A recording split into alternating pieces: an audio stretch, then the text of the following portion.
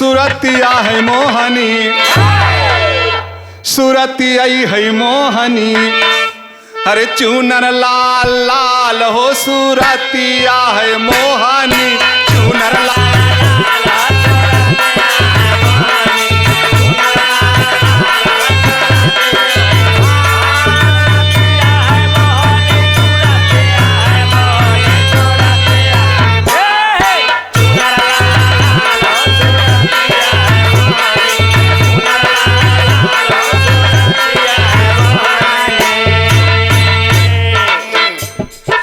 ऊंचे पहाड़ावा पे मैया कई बसेरा,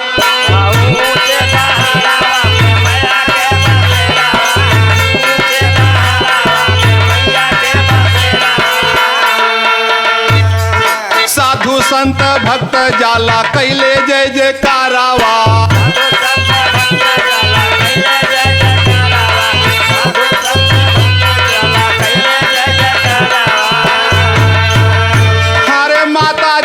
दर्शन पौले हो माता जी के दर्शन पौले भैले सब निहाल हो सूरतिया है मोहनी।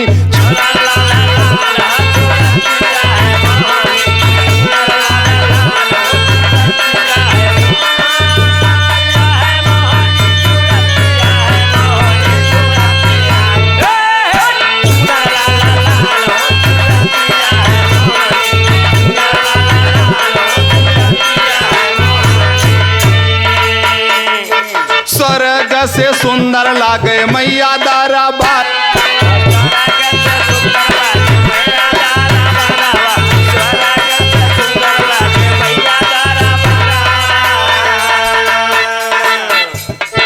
पूजा आरती होला संझा सबेरावा।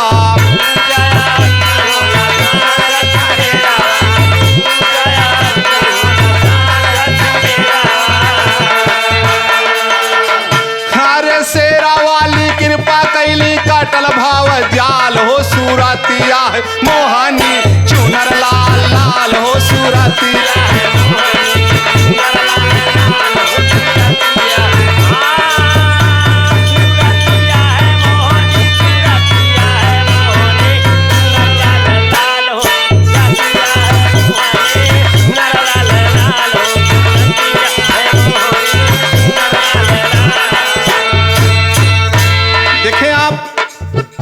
माँ दुर्गा जी कई रूपों में भक्तों को दर्शन देती हैं।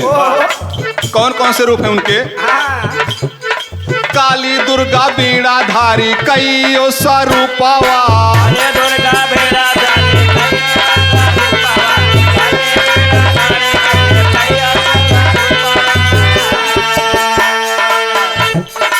अलग अलग नाम से करेला लोग जापावा।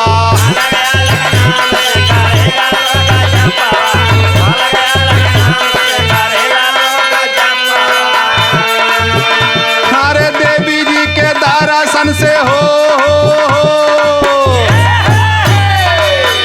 हरे देवी जी के सुमिरन से डरी जाला काल हो सूरतिया है मोहनी।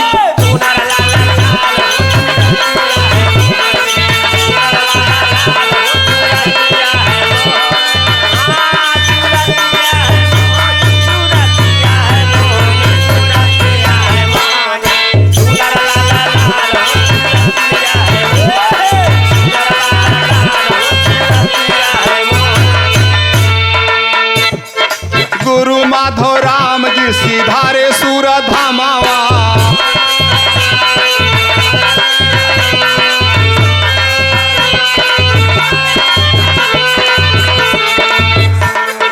श्याम चरित मानस कैले रचनावा।